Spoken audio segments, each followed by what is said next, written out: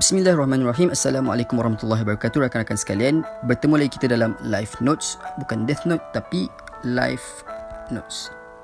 Harap masing-masing masih lagi diberi kekuatan untuk meneruskan ibadah puasa pada hari keempat Ramadan ini. Jadi tema kita pada hari ini adalah jejak Uhud. Bukan jejak Rasul tapi jejak Uhud. Kita akan go through sikit tadabbur dari juzuk yang keempat. Allah rakamkan satu kisah yang sangat signifikan dalam kebangkitan umat Islam melalui surah Ali Imran dalam juzuk yang keempat ini, iaitu kisah apa? Kisah perang Uhud. So, kita tengok. Bawah ni kita ada beberapa fakta untuk memudahkan lagi kita go through peristiwa ni. So, jom kita start. Fakta yang pertama adalah sebab apa berlakunya perang Uhud ini. Kalau kita tengok, sebabnya berlaku adalah Quraisy ingin menuntut bela terhadap kekalahan di Perang Badar. Basically, waktu Perang Badar, tentera Quraisy kalah dengan tentera Islam. Kisah ini Allah rakam dalam surah Al-Anfal, surah yang ke-8. Kalau berkesempatan kami akan share di masa yang akan datang. Tapi, nak katanya, dalam kekalahan, daripada kekalahan tentera Quraisy ni, ramai pemimpin besar Quraisy dibunuh yang membuatkan kaum Quraisy nak balas dendam terhadap tentera Islam. So, terjadilah Perang Uhud ni sebagai balas dendam lah. So, tentera Quraisy membuat persiapan sehingga mereka benar-benar bersedia untuk perangi Rasul di Madinah. And then fakta yang kedua, bila berlakunya perang Uhud ni adalah pada hari Sabtu 7 Syawal tahun ketiga Hijrah. Dekat mana? Fakta yang ketiga dekat mana? Dekat Uhud lah, of course. That's why namanya perang Uhud. Kalau berlaku kat rumah awak, namanya perang rumah awak. So, tidak, basically ia berlaku dekat Bukit Uhud lah yang terletak di utara Madinah. Jadi fakta yang keempat yang kita boleh nampak seterusnya adalah tentang bilangan tentera yang ada di antara kaum kafir, kaum Quraisy dengan kaum Islam lah. So, pejuang kafir waktu tu seramai 3,000 pejuang, Islam 700 orang pejuang. Basically pada awalnya tentera Islam ni seramai 1,000 orang, tapi ada 300 orang munafik yang telah mengundur diri. So, tinggallah 700 orang tentera Islam. So, daripada bilangan pejuang ni, mereka ni terdiri daripada, kalau kaum Quraisy 700 tentera berbaju perisai dan 200 pahlawan berkuda. Kalau tentera Islam 100 tentera berbaju perisai dan 50 orang tentera Islam. Tapi ada fakta yang mengatakan bahawa tak ada pun sebenarnya tentera Islam yang menaiki kuda, yang berkuda lah. So, next adalah strategi tentera Islam. Strategi mereka adalah dengan memilih 50 orang pemanah ditempatkan di atas bukit yang diketuai oleh Abdullah bin Jubair Al-Ansari untuk melindungi bahagian belakang orang Islam daripada serangan balas tentera musyrik dari arah belakang. So, ini antara strategi yang dilakukan oleh tentera Islam lah. So, nak tahu tak diorang menang? Kita tengok siapa yang menang. Fakta yang seterusnya, siapa yang menang? Jawapannya adalah, ya betul, kaum Quraisy. Menurut Syekh Qutb dalam tafsir fi Zilal mengatakan umat Islam kalahlah pada perang Uhud ni. Tapi ada je pendapat yang mengatakan bahawa seri.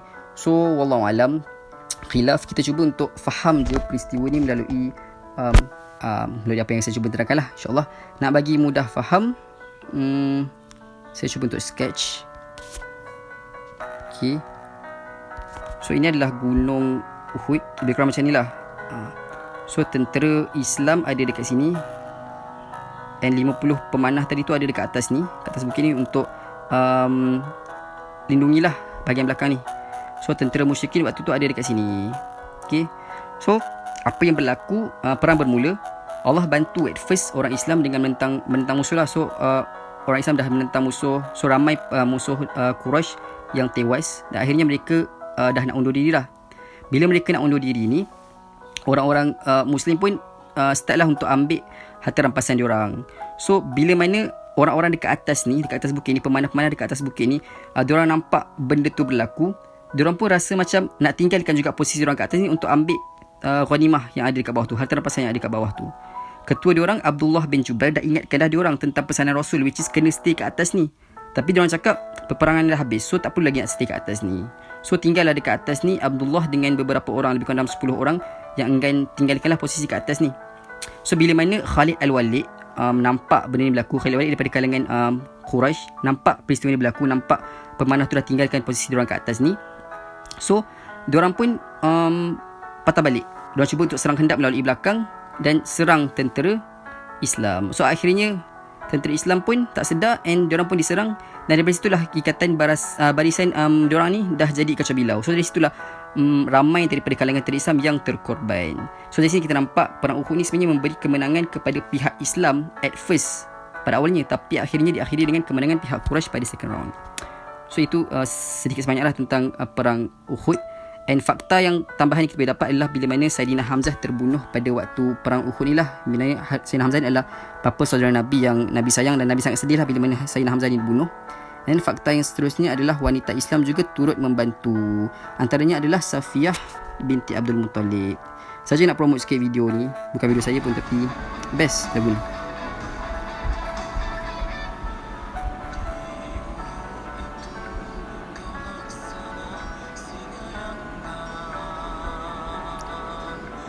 Oh, basically Darwish tu daripada unit 10 dan claim.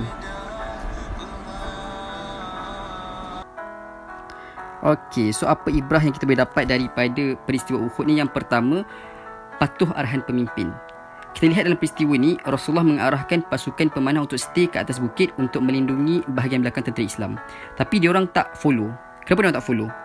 Sebab diorang dah dikaburi dengan habuan dunia tu. So ini satu pengajaran yang boleh kita nak ambil dalam fasa PKP ni, yang mana kita diarahkan untuk duduk kat rumah, stay at home. So stay lah kat home kan? Jangan kata-kata nak berkumpul. Kalau gatal juga nak berkumpul, kumpullah pahala dengan beribadah dekat rumah. So kalau pemimpin dalam negara sekiranya mereka ditaat kepada Allah dan Rasul pun tak mampu untuk kita nak patuh, apatah lagi kelak bila kita dah ada khalifah. Jauh lagi perjalanan kita untuk memimpin umat ni lah. And so nak ada khalifah tu sangat jauh lagi. So just follow je. Yang kedua yang kita boleh dapat adalah bila mana kita meletakkan habuan akhirat lebih daripada habuan dunia. So kita diingatkan melalui peristiwa ini untuk kita meletakkan akhirat tu lebih daripada dunia lah. Kalau melihat kepada apa yang berlaku pada pasukan pemanah yang turun daripada bukit tu, diorang ni turun sebab diorang nampak ghanimah tu, nampak harta rampasan tu di hadapan diorang. So ini yang mengaburkan mata diorang daripada tujuan asal diorang. So kita pun janganlah kita biarkan dunia ni mengaburi tujuan asal kita, iaitu ibadah dan khalifah. Tapi bukanlah kita nak memburukkan sangat pun pasukan pemanah tadi tu, sebab actually diorang ni pun terdiri daripada sahabat-sahabat yang sangat-sangat hebat lah berbanding kita. So cuma ada di antara tentera mukmin ni waktu tu yang berijtihad, perang dah habis. So diorang pun teringin nak turut sama untuk mengumpul harta rampasan perang tu. So sebenarnya dalam surah Al-Baqarah ni, surah Al-Imran ni, di sebalik teguran Allah terhadap sikap mereka ni, banyak je sebenarnya ayat-ayat motivasi untuk menaikkan semula semangat diorang ni lah, and perbaiki kesilapan diorang. Inilah ibrah yang ketiga yang kita boleh dapat daripada kisah ini, iaitu masih ada lagi masa untuk bertaubat. Kami akhiri dengan sepotong ayat dari surah Al-Imran ini, ayat 133. Auzubillahi minasyaitonirrajim. وسارعوا إلى مغفرة من ربكم وجنة أرضها السماوات والأرض أعدت للمتقين. Dan segeralah kamu kepada mengerjakan amal-amal yang baik untuk mendapat keampunan dari Tuhan kamu, dan mendapat syurga yang bidangnya seluas segala langit-langit dan bumi, dan disediakan bagi orang-orang yang bertakwa. Wallahu alam. LN kami.